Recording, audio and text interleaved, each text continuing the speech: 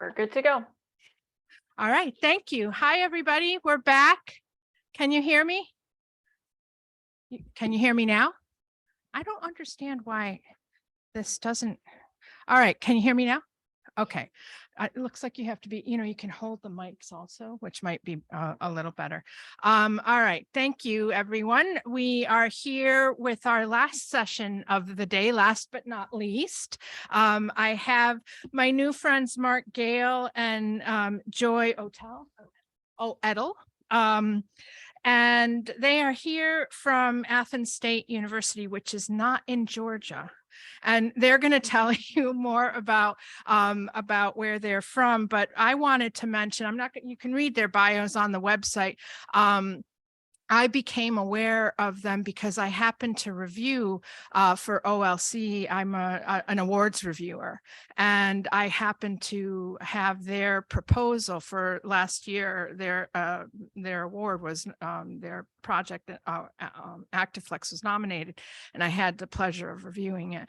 And so I became aware of their work, and I am so impressed with the project and with their approach. And I'm just so happy that they were able to come and talk to us about their ActiveFlex model, which is they'll tell you all about it. I'm not going to tell you about it. They'll tell you about it.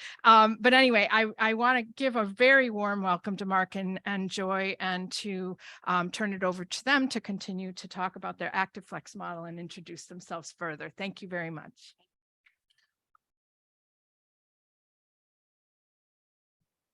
So as she mentioned, let's see if we can I'm one of those tall people too. So as she had mentioned, we're not Athens, Georgia. That's always the first question we get, especially after those national championships. We are Athens, Alabama, which is halfway between Nashville and Birmingham. So this white stuff you guys have outside is very foreign to us. It freaks us out a little bit whenever we see it. So I'm Mark. I teach instructional design at the university. We also yesterday had a surprisingly large amount of people in here that had Alabama roots, and we heard a lot of Roll Tides. I saw Daniel sneak out, in case he's watching the recording, War Eagle. It's kind of an Alabama thing, but we had to make sure we got that out of there too. So. And I am Joy Oettel. I'm an instructional designer and multimedia specialist at Athens State. I actually came to Athens State from the grant that we'll tell you more about. It was an ActiveFlex grant, a FIPSI grant that Mark got. And then I got a phone call from Mark one day saying, gotta come, we got this grant. I've got this project I want you to work on. And I said, okay. And 2 years later, everything's really different in a good way, So. And so yeah, we're really excited about ActiveFlex. We've had a lot of growth over the past couple of years of implementing it, and we're just excited to share that with you guys today. All right, so getting started, just out of curiosity, and you guys can do the little raise hand feature. Megan can let us know. How many of you guys have heard HighFlex? Okay, that's kind of what we've seen in the past, usually about 50 to 60%. Most of you guys have heard it.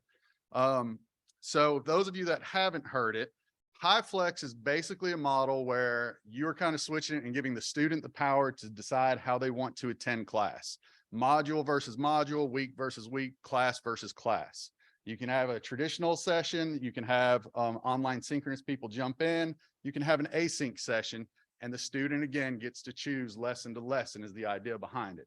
So if 1 week you can't make it because something's happened, that's cool. You go asynchronous that week, then you come back to the live class. You didn't miss the week of instruction. Okay, so that's the idea behind it. With that being said, we were kind of working a little bit on this last night, and we're going to try something in here because why not try technology in front of 100 people to see if it works? I guess we're glutton for punishment on this. But what we're going to do is try and kind of let you guys talk for a couple minutes in groups, and we're going to attempt in Zoom to break out our online people into a breakout room and let them talk. And we're going to try and get you guys to put into this poll everywhere. It's an open-ended question. And now that you know the basics of HighFlex, there are always questions and concerns that start popping into people's minds. So those of you guys here live, talk within your tables, try and see what you guys can think of, populate it into the poll everywhere. And if you try and cheat and do it right this second, I haven't activated it, so you can get there, but you can't start. And then what we'll do is we'll go ahead and break the breakout groups in on Zoom. And you guys too, unmute yourselves, talk for a couple minutes here, just kind of get your ideas, get to know some other people. And then you guys can also populate onto that poll everywhere. And let's see what the questions and concerns about a high flex model might be. All right, so now goes the scary part to see if I can actually make this thing happen. All right, breakout rooms. Assign automatically, not the hosts. How many you want? 38. We're going to go ahead and do 6 groups, and we'll see what happens with the online people. And we'll call you guys back in probably about 3 to 4 minutes. We got to keep this short because I know dinner's after this. So you guys are going to get us out of here. All right. So you guys will see a pop up on your screen. Go ahead and join in and start talking with your groups.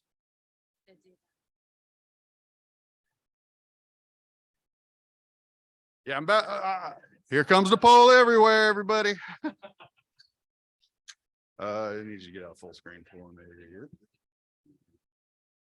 And activate. And Mark, just so you know, the online crew doesn't have, we can't see the screen behind you. So for the Gotcha. poll, everything, if you could just put a link in the chat or something like that, I could share it out. Broadcast too. it. Yes, ma'am. Yep.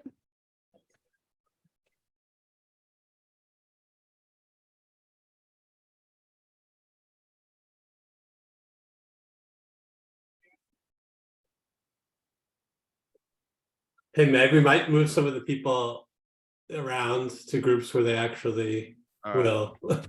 will be, because I see like there's one person here in a group all by herself. Okay.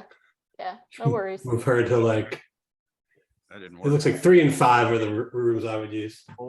Poll.com. You remember that number? Did you remember it? Poll Ev 289.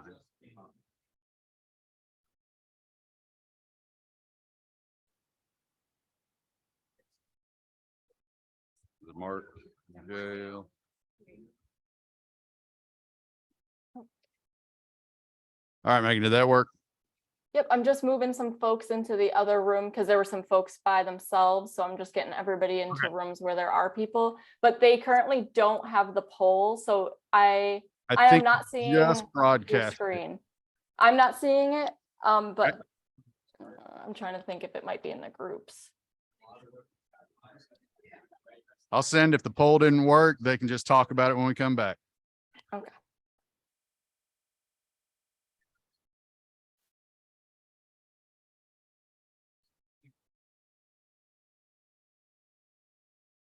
All right, let's see what we got here. Okay. Well, I don't know. I think it did, but we'll find out. Okay.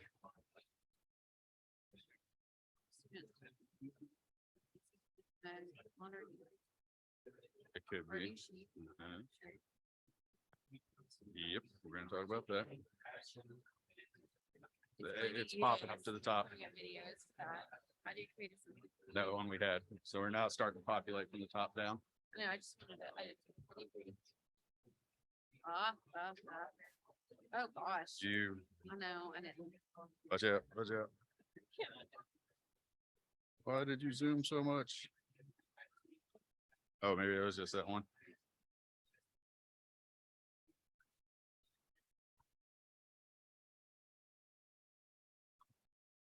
A lot.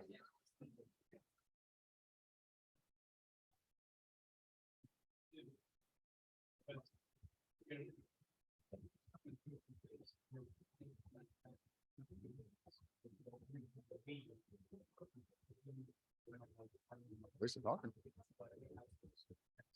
Best. Get us back in here. Where's my zoomage? Hold on, I gotta close that breakout screen. It's gonna bother me. All right, so we were kind of watching the answers as they were coming in, and it looks like you guys are really concerned about a lot of the things that we have hit and we were concerned about as well. Throughout the presentation, we're going to go through a lot of these stuff about like equal access. What if I don't know how to build in each mode? What about faculty workload? With me being an instructor, I completely agree with that. Don't make me dad voice you.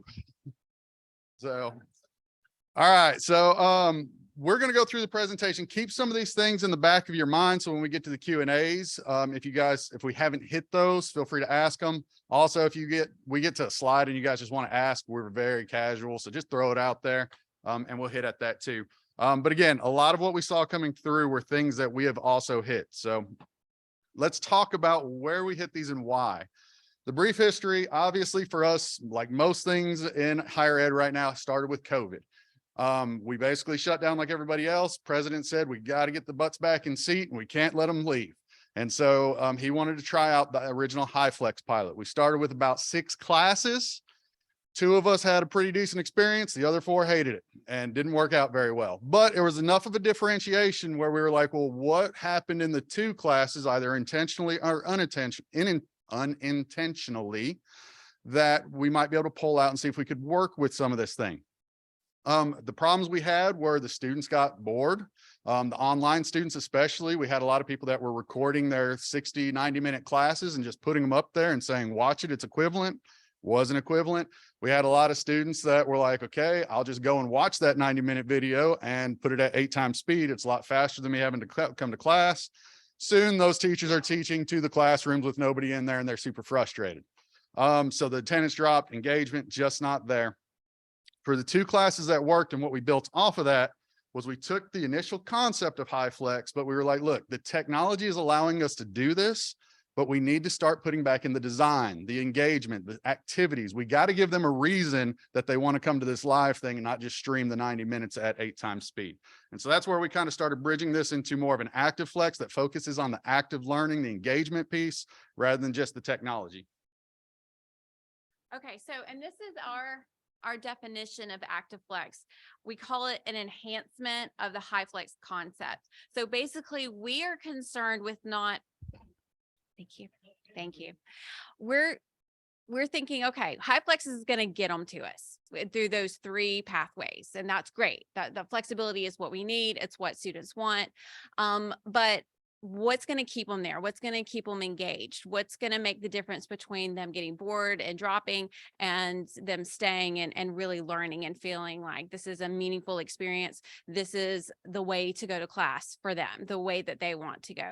So we're focusing, like I said, on what we're doing once they get to us, not how they're getting there. We're going beyond that. And that's that built-in active learning piece. So that's built into our structure, which we'll get to in just a second, but we basically divide the class session into 3 different segments, and that active learning is going to be there every single week. It's not just if the instructor is like, hey, I got a fun activity I want to do and let's do this. It's or, you know, if not, let's just let them do some reading on their own. And, you know, it's just then another kind of boring online class. It's built in, it's the expectation for every class that the instructor does. So yeah, Mark's going to tell you more about like how it's broken down. Yeah. So right now, whenever an instructor starts talking to us about, hey, I might want to try this ActiveFlex thing, the first thing we tell them to do is look at your course. Don't worry about the interaction. Don't worry about Zoom. Don't worry. Let's look at the way you built your course and see what kind of interactions you already have in there. When you are starting to design your course, a lot of times in the classroom, we'll kind of give direct instruction, check, look for questions. We have these breaks and pauses that we just don't think of putting in the online course. So this is where we tell them to think of it as in a rule of thirds. And if any of you guys are in graphic design or art, it's not that rule of thirds. It's a different rule of thirds for this one. This one is break up your instructional content into a chunk, like we all know as instructional designers, but then focus that chunk on giving direct instruction, followed by some kind of application, reinforcement, some kind of activity that they can actually use the content you just taught, then bring it back and have a larger discussion about it. Start doing your think, pair, share, start doing your jigsaw, something to bring it across. But a lot of times when we start moving these things into online instruction, we might have an activity we use in face-to-face, but we don't know how to translate it online. So we just kind of give up and we go with the easy ball of I'll just lecture. We've got to try to figure out how to get that application in, because that's where you can get the students to start talking with each other. You can get them to start creating. It's a mix of direct instruction and constructivism, the 2 types that we're trying to get in here. So when you start thinking of the rule of thirds, lecture or direct instruction, and most of us go with lecture, but if you have a different method of direct instruction, tell them the basics. Yesterday, I think it was in the chat TPG session, He had said that we have a lot of students that don't know the base definitions. They come in and they're already behind the curve for somebody that had art class for a long time. We need to give direct instruction to set them up on the baseline. Then we're going to move into the reinforcement, which is that activity.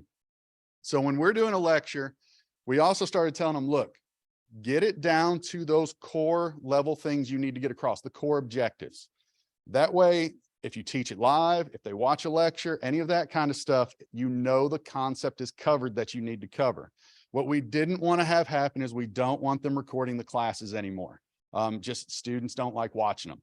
So we try to have them go in and do a pre-recorded lecture. Start with the async piece. Do your lecture pre-recorded. Ideally, we try to tell them, keep it to 15 minutes for two reasons. One, kids got low attention spans these days. All right. So there's a reason there's commercials on TV every 10 minutes. We got low attention spans. Okay. The other thing is we say, take that lecture, the presentation aid, whether you use Prezi or PowerPoint or whatever, use that same thing in your live class because you know the core objectives have been hit.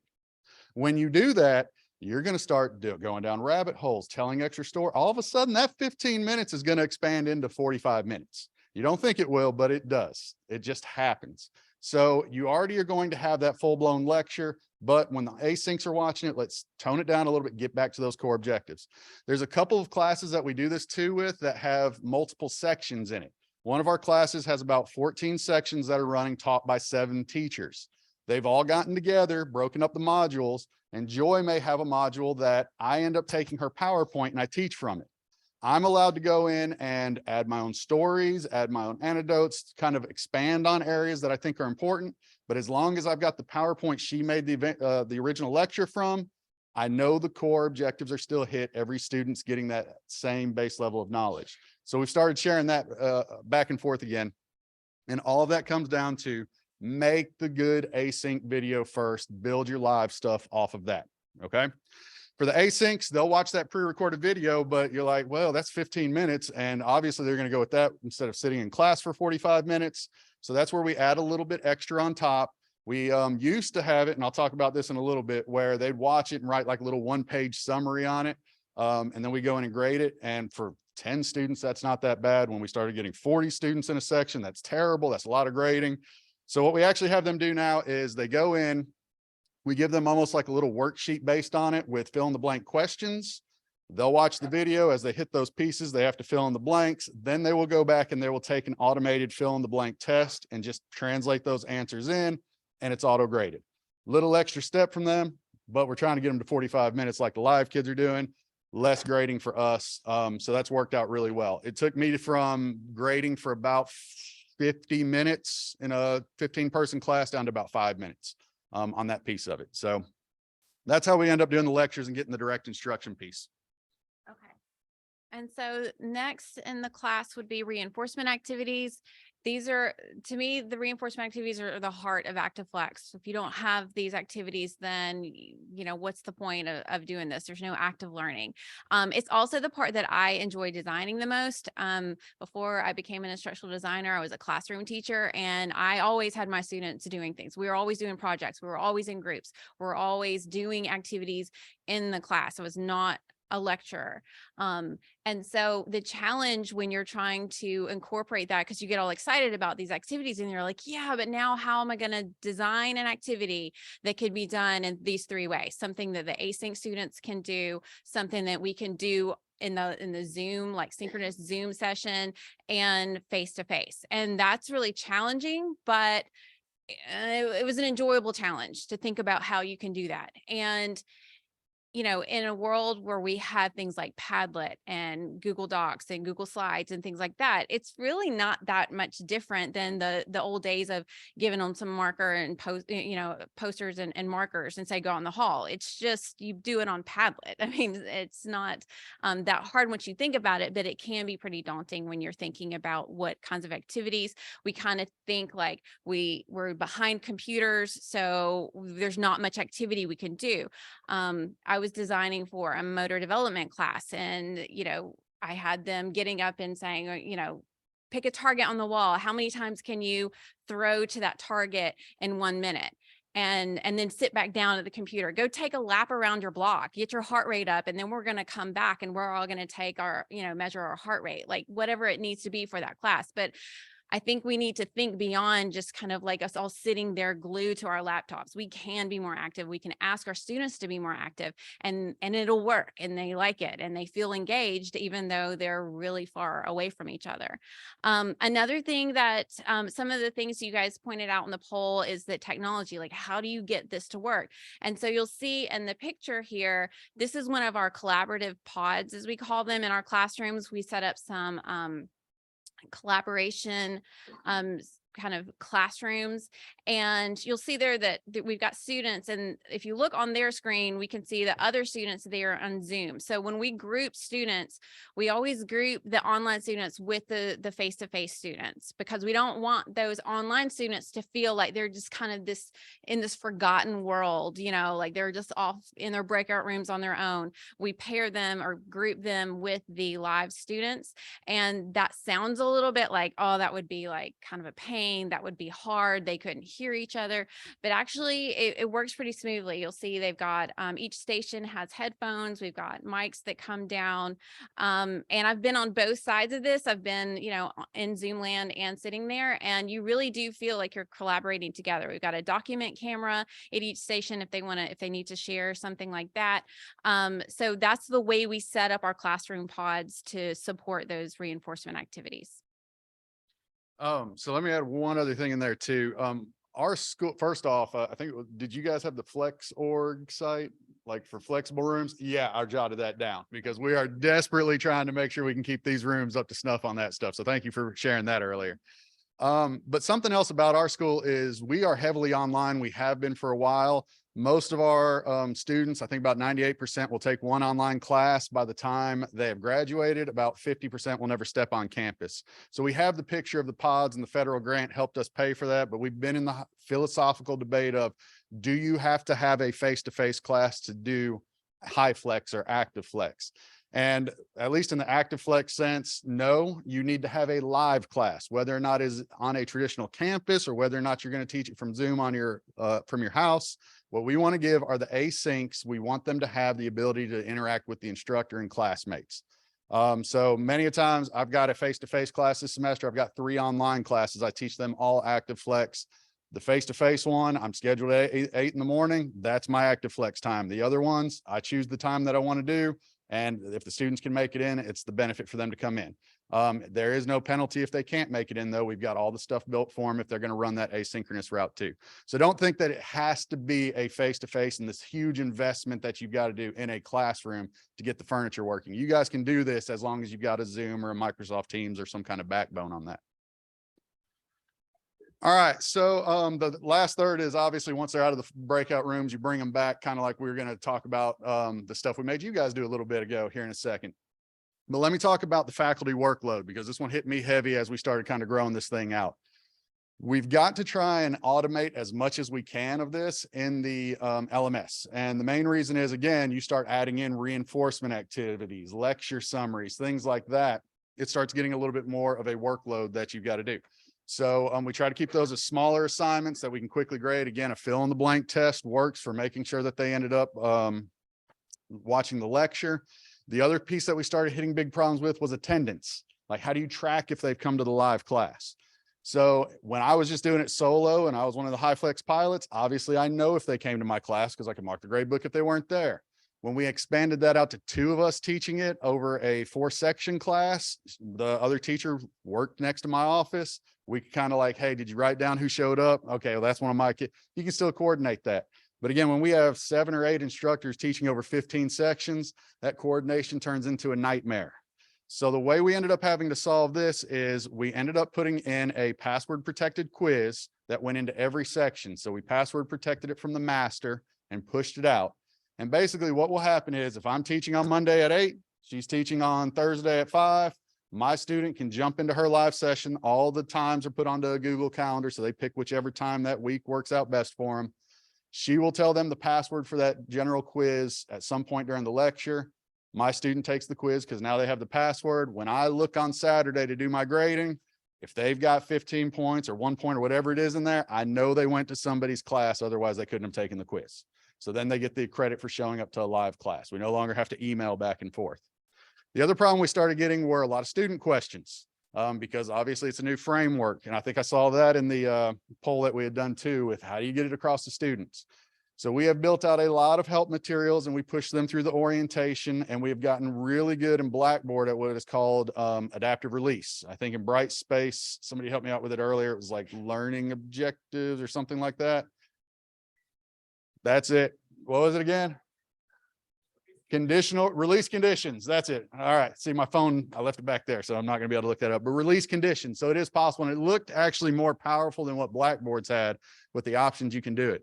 So what we started doing is, we're not releasing you any course materials until you pass this quiz that basically says, you know everything about ActiveFlex and how it works. Did that eliminate all student questions? Absolutely not. Most of them just guess their way through it, but it did eliminate a lot of them. What also ended up eliminating a lot of the questions, though, is we started putting in, I'm going to call it adaptive release, just because that's what I'm used to. We started putting it in each module. And at the beginning of the module, they would have to answer a 1-question quiz that would say, are you going to come live this week? And if they said yes, it would hold back materials for them until we could explain what they were going to be doing live in the class, because they were going to be there with us. If they said, no, I'm not going live, we would release all the asynchronous materials to them so they could work through at their own pace. What we didn't want to keep doing was, let's put everything in the module and show them all at once and let them guess at which one they need, because they don't read the instructions, and that ended up causing a lot of chaos in the class. So adaptive release and hiding it based on their modality saved us a lot of the questions, because now they were only getting the materials they actually needed for how they were going to go. The other question is, well, what if something came up and I can't go live? Just take the quiz again. It only reads the last one you did. So just say no now, and boom, there's all your async stuff. So it kind of worked out. If they didn't show up to class at all and they didn't answer that quiz, when we went in to do our grading kind of towards midweek, end of week, we would just manually go in and tell them, hey, you didn't make it to any classes. Here's your async stuff. So they had the ability to move at their own pace, but it was able to catch them up. And again, it took all that material that was out, kind of drew back on some of that confusion, and got rid of the questions that we had to keep answering over and over and over again. So yes. Mm-hmm.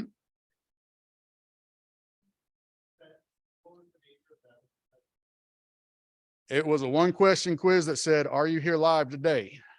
Yes. Right. 15 points. We know you're here live. That's all it was. Knowledge check. Yeah. It's just a trigger. And those points didn't count into any kind of total grade or anything. Literally, it was a placeholder so that the instructor had something they could see that said, hey, I know you showed up today. Hey, Mark, sorry to interrupt you here, but we just couldn't hear the question. Could you please repeat it for us? So the question was, on the password protected quiz, what kind of quiz was that? And the answer is, it's a 1-question quiz that said, are you here today? And if they answered yes, they got some points. If they answered no, they did not get points. And all it was a placeholder for us to be able to tell what that was. I will give you a heads up. We got a lot of questions about why I got all these zeros in my grade book. So we started learning how to hide columns and just pull out like the max points. So they only saw one column that said, look, if you're here, it's a 15. If you're not, it's a 0. Don't worry about all those other 15 columns that all these triggers went off of. So, any other questions on kind of that and how we started using the adaptive release stuff? All right. Okay. So that activity actually went better than I thought it would at the beginning. So we're going to try it one more time. Just, you can't do a research project without doing it multiple times to make sure that it works. So we're going to try and do it again where we break everybody up into Zoom. We're going to do a second poll. I honestly don't know if this one's activated. So if you're cheating, shame on you guys. But this one, obviously, again, when we said HighFlex, everybody had this idea in their mind of, well, this could be a problem. This could be a problem. So we're going to flip that script on this one. Think of either scenarios or examples or just general benefits that you think you as a faculty member or your students might be able to get out of this, so we can try and balance out some of those pros and cons. So we're looking for what are the benefits of going HighFlex, ActiveFlex, if you guys decide to go with it. So again, at your tables, we'll give you guys a couple minutes. You guys kind of banter that back. I'm going to see if I can get the Zoom land stuff to work again, and Megan's going to help me out because she's been incredible at this. All right.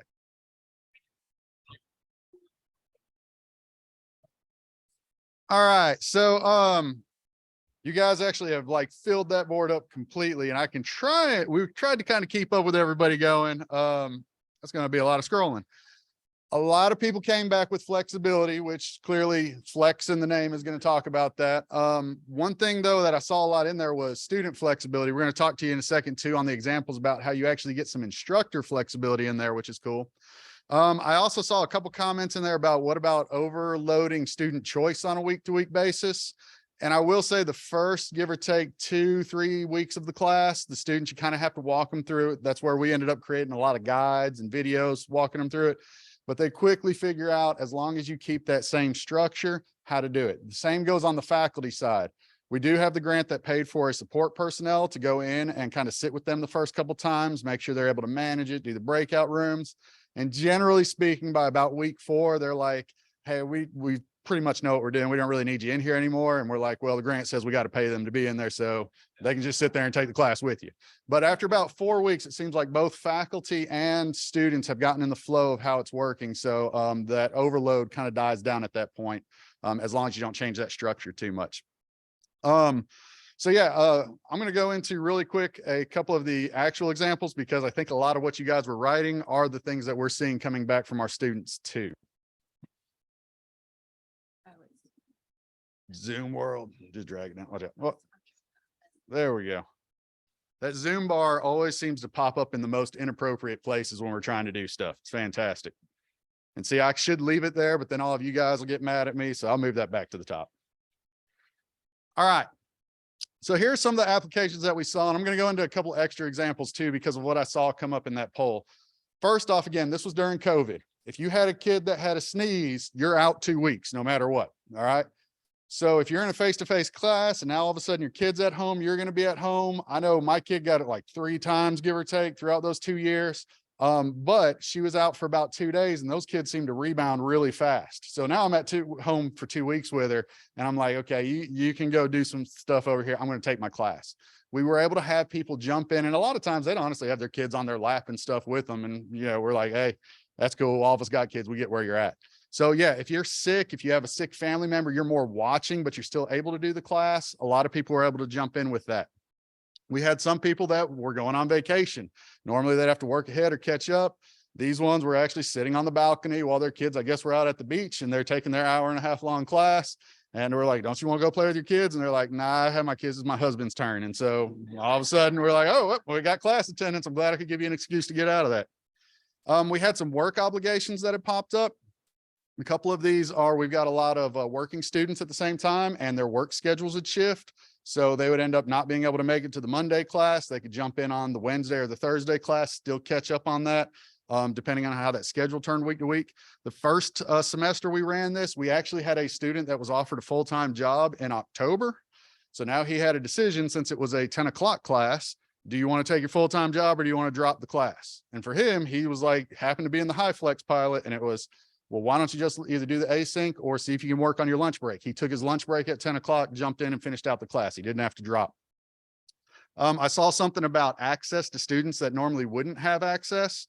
The second semester we taught this, we had a lady that had moved down to Miami, which is a long drive from North Alabama. But she was able to complete the class, and it was an ed tech class. She was not good with technology, and I can very confidently say she would not have passed in a normal asynchronous class. She would have fallen behind, and just the accountability would not have been there. But we were offering 2 sections. I was teaching Mondays. My coworker was teaching Wednesdays. She actually came into both classes, was very active with it, was asking questions all over the place, and she passed it. She graduated. Again, I don't think she's going to drive from Miami up there every week to take that class. She now had access to it. Yeah, so she wants to add an example of one of that was a very interesting scenario we had. So we found out after we started this that our university had a partnership with a university in India, and there was a cohort of about 25 Indian students who were all 15 years old, who were going to be entering our cybersecurity program. And So we high flexed with them, and it was really scary, but awesome. And it worked so well. We expected so many hiccups. I mean, obviously we had to account for the time difference, but as long as we scheduled it, at a time we were all awake in the morning for us, at nighttime for them, it worked out. They actually were in a very rural part of India, and that, they didn't have great internet access. So we were like, well, let's try this out. And honestly, it was our internet they gave out more than theirs. So that to us was just really cool, because we could group, and we did group those 15-year-old students in India with our students at our university in those Zoom breakout rooms. And just to see that interaction was beneficial for our students and their students. And we are looking forward to continuing that with them. So we were like, well, we know ActiveFlex will work internationally. And that was a really cool thing to see. So as our friends from Ireland will attest, it's hard to drive to Alabama across an ocean. So again, access is now there. Now from the faculty side, I'll say this was unintended when we initially started it. But again, it happened during COVID. You get sick, you're out for 2 weeks. And I had gotten it. And the first week we were like, we're going to keep going with class. Everybody's going to do straight up synchronous online. Don't come to the school because I won't be there. And then at the end of that, I was like, well, the interactions that were there, we're still talking, but they signed up for face-to-face for a reason. I could kind of tell like they were good with it, but they're not like super excited. So I asked them, I was like, you guys want to go back to class next week? That should be my like period to be out of quarantine and all that. And they're like, yeah, we'd prefer just go back to class. This online thing's okay, but we like seeing each other. I was like, all right. Well, my quarantine period wasn't really up. I was just going to test something with them because my kids teacher had tried it. And I was like, I think we can do this. So they went back to class. I think Joy actually was the one that went up. I sent her up and I was like, can you turn on all the computers for me? And I'll send you the Zoom link. I'm going to teach from home and they can sit in the pods. I just need you to make sure the computers don't crash. And we had a flawless class session. Like I was there, except for I'm just a big face on the TV at that point. But so I was able to reverse teach. I didn't have to really take a sick day. I didn't have to find somebody to cover my class. And then all of a sudden, all of us are like, man, when we're at conferences and stuff, why don't we just go teach our hour-long class instead of having to double up our work the next week? So it started actually giving us flexibility on the faculty side too, with when we wanted to teach it. And we kind of started implementing a rule where it's like, if you want to switch your time, if it's not a face-to-face, you're an async and you set your own time to teach, as long as you give your students 2 weeks heads up, you can switch the time you want to teach if something in life hits you too. We just need you to teach at some point that week. So the students were fine with it when they had enough of heads up. And again, if they didn't, they originally signed up for an async. So it's like, hey, well, you're just going back to what you thought you signed up for this week. We'll see you in class next week. So it all worked out with that. But there was great flexibility on both of our sides. And again, we did it for the students to start. But once the faculty started kind of figuring out some of those benefits too, they're like, all right, we're going to take advantage of that too. All right, let's look at some true numbers in a second. Okay, yeah. So the results at the end of every semester, we would distribute a survey to the students to get their feedback. The next slide goes into a little more detail with that, but 90% said ActiveFlex increased their engagement and their learning, which, I mean, if you're increasing their learning, that's what we're all here for, right? And they were engaged and they enjoyed the classes. The faculty really liked it. Mark just gave an example of one reason why, but we heard a lot from especially instructors who were teaching only online. I heard over and over, I can actually teach again. It just gave them that interaction that they had missed and the students missed. So it was just nice to hear that. I think the biggest quote we had was, I don't feel like a glorified grader anymore. I actually get to talk to my students. Right. And since we've, talked with schools in other states about, as we're doing now with you guys, how to possibly incorporate this into what they're doing. So we've been really pleased with kind of how everything has gone. Here are those more specific numbers that I talked about. This is the student survey results. 90% said increased learning, better connection, more beneficial. They were more engaged. 92% said they were more likely to stay enrolled. That really helps, when you're battling, challenges to enrollment or students having to drop. 94% said ActiveFlex is their preferred course format. 96% said ActiveFlex is an advantage of enrolling at Athens State University. So we feel like that kind of helps make us more competitive. If we offer that, we feel like students are gonna want to come to our school. And so there's just a lot of reasons that we're seeing cropping up that it's working for us really well. I think obviously we're happy with those numbers. A lot of it too is, when you're more engaged in this, it's that doing the design beforehand, making sure you have a strong course going. And one of the things we found out about this is we think a lot of people, when they hear HighFlex, they almost look at it as a shortcut from getting my face-to-face online, and it's not the same beast. When we've done the ActiveFlex stuff, we found it a lot easier to take your strong, well-built asynchronous class and add the live elements on there. Now on this slide, I think the most shocking number that we have on there is this wasn't just 5 students. There were 203 students that actually filled out a survey, and we never get students to fill out surveys. So there was a lot of begging and pleading in there. We're not going to tell you what percentage that is. I think we're like at 1,200 students. So still not a high percent, but by gosh, 200 students filled out a survey that didn't give them extra credit. So that's got to be worth something. There we go. All right, so that's the general of it. This has been a 2-year project, 2.5-year project that we're trying to cram into an hour, and we're still on time for dinner. So, but we're happy to answer any questions you guys have. I'll flip back to the very beginning so you guys have our contacts. You guys are welcome. We're happy to share any of the resources. Again, it's a federal grant that gave us this, and we are firm believers of if the government paid for it, we'll go ahead and share it out. It's not our proprietary stuff. So we're happy to share anything out with you guys that you guys need. And our emails apparently aren't on that slide, so that's a little embarrassing. You can tell Joy is the designer. She made the slides, and that's why I went to the wrong slide. So, but it worked out. So does anybody have any questions either from online world or? Let's check with the online folks first. Megan, are there any questions in the chat for us? Yep, I'm not seeing any right now. If I've missed any folks, feel free to put them in there, but I'm not seeing any right now. All right, we have one here, Brendan. Thank you both for sharing this. This is really great. So one of the things that they've seen since you're tracking like modality across time with HighFlex is that there's sort of a propensity of students to, as the semester wears on, to move more and more to the asynchronous. And then also that is where the highest proportion of drop, withdrawal, and fails are. Did you observe that within your student data in terms of like where the fails and the drops and the withdrawals are? So we haven't had any differences between what the normal formats are, but a piece of that is we did not code these into Banner or the catalog or anything as ActiveFlex. So when they signed up for an async class anyways, or a face-to-face class anyways. And we kind of told them the first day, like, hey, surprise, you're in a pilot program. If you don't want to use it, you don't have to, but it's here as a benefit if you want. So, and the main reason with that is we had to hit grant numbers, and we were afraid they're going to be like, what the heck is I ain't signing up for that. And we needed to make sure those grant numbers got hit.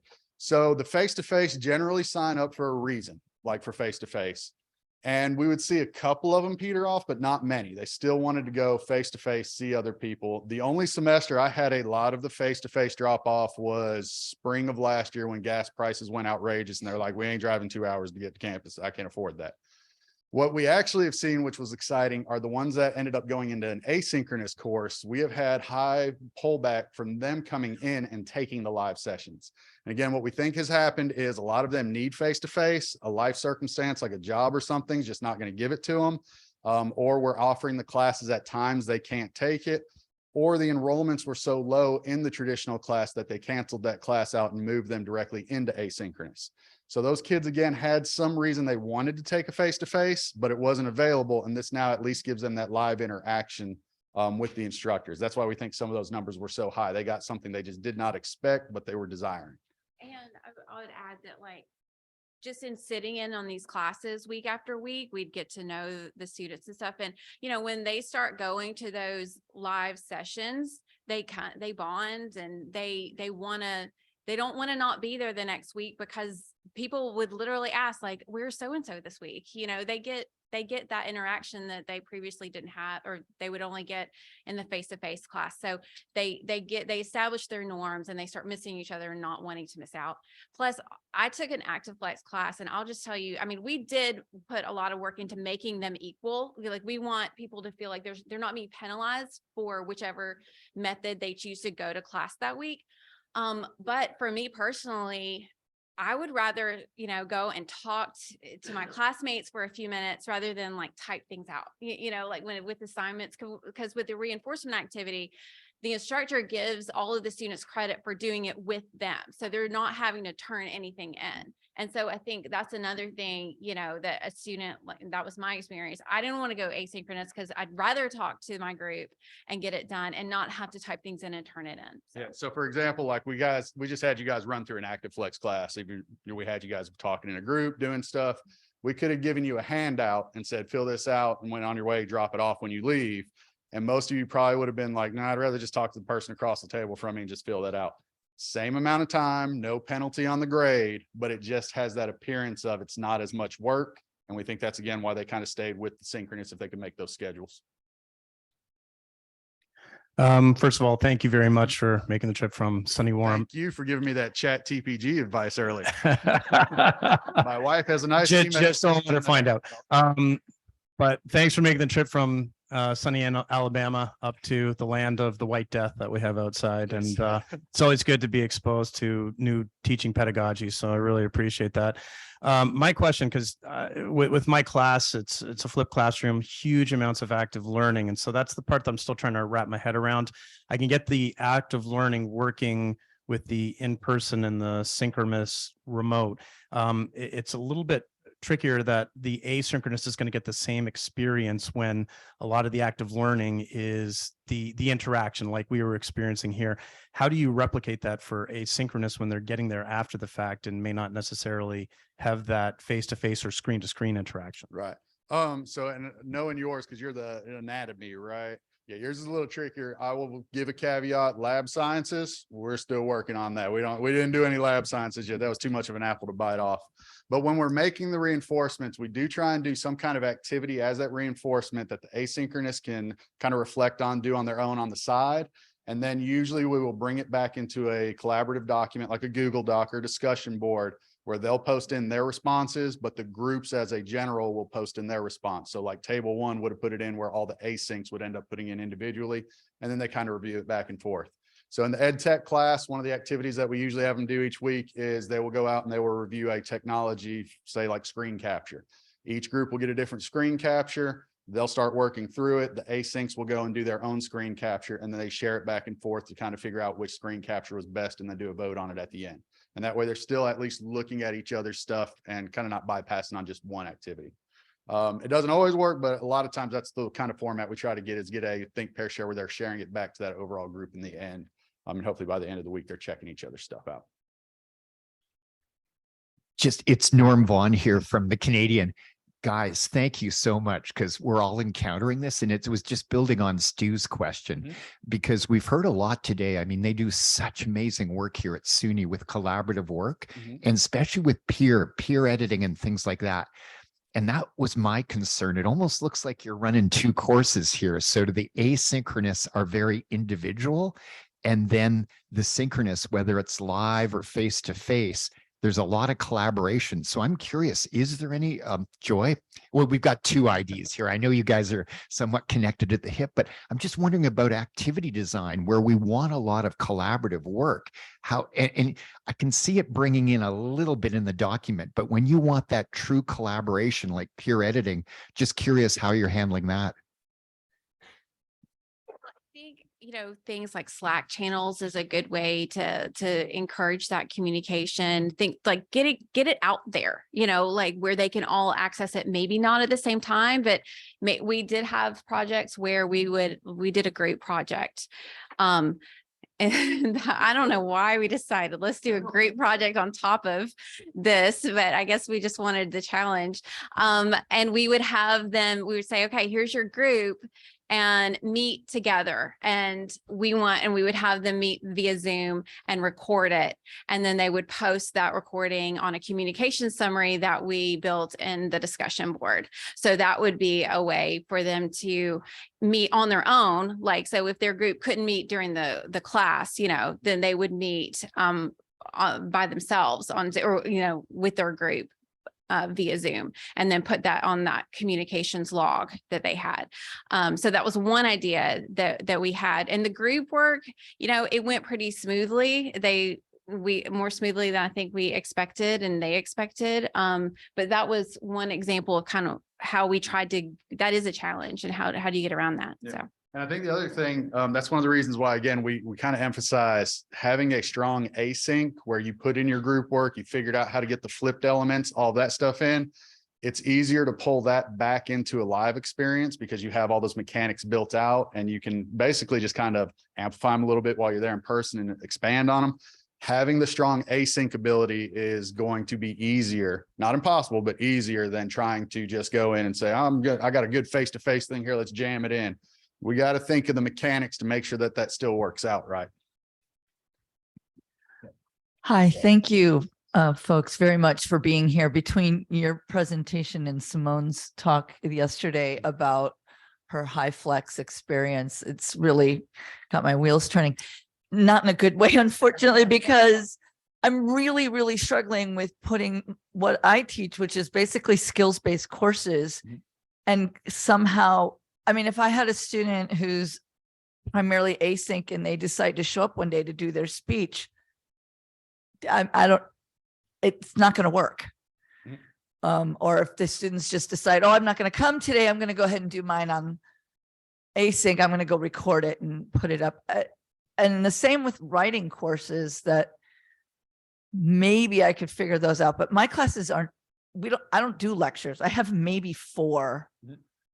Otherwise, it's literally all working individually or in teams or in groups on concepts and outlines and whatever they're working on at that time. So I'm trying to figure out, my asynchronous course is so different than my face-to-face courses, seated or online, Zoom or otherwise. So I'm really struggling with how I would pull those together. That makes sense. And the mechanics of each class are going to be different. I mean, that's just the nature of the beast. I would say, like, the lecture piece, you won't have to do a ton of lectures on it, but you would do your core concepts back, like what needs to be in a good speech, what needs to be in our writing one, it's like, what's a strong thesis statement look like? How do you do supportive document? It's the base level. And then we dump them into the reinforcement activities to start working on those themselves. If they're async, again, they're still going to get that base concept. They're still going to have to work on the paper or the speech themselves. And usually what happens with this is it seems like a lot of work when they have to do that week to week. So they start gravitating back towards, I'll do it with my group so I don't have to do as much, even though in the long run, the time is still there because the collaboration element expands that time out. So I don't have like good straight answer for that. The best I can say on that one is work with one of the instructional designers that you have and see if they can pull that activity a little bit into kind of that blend of an asynchronous world and the synchronous. But yours is tricky. I've got a couple skill based too that I was like, that's the other thing is my major assignments. Like if you had a really, really big speech that they had to give, that's kind of on the outside of the reinforcement activity. That's still a, hey, you guys have to come and you're going to have to do this, either record yourself or give it up in front of the class or whatever. Like on mine, there's a major project. You're working on that piece by piece throughout the semester. The reinforcement activities will show you like ways to kind of add something to that if you want, but it's not going to replace that. And so they still have to do those pieces individually one way or the other in the long run. So that doesn't really answer that with that one. Best I can say in the short time before dinner is talk with one of your IDs and see if they've got some ideas on how to be able to blend some of those back out to async. Just want to check online if there's any questions from our virtual folks. Nothing's coming, Alex. We're all set. Okay. All right. Well, thank you very much, Mark and Joy. Thank you, guys. It was really lovely to have you. Thank you very much for sharing. Very, very cool and interesting. You're going to be here for dinner, right?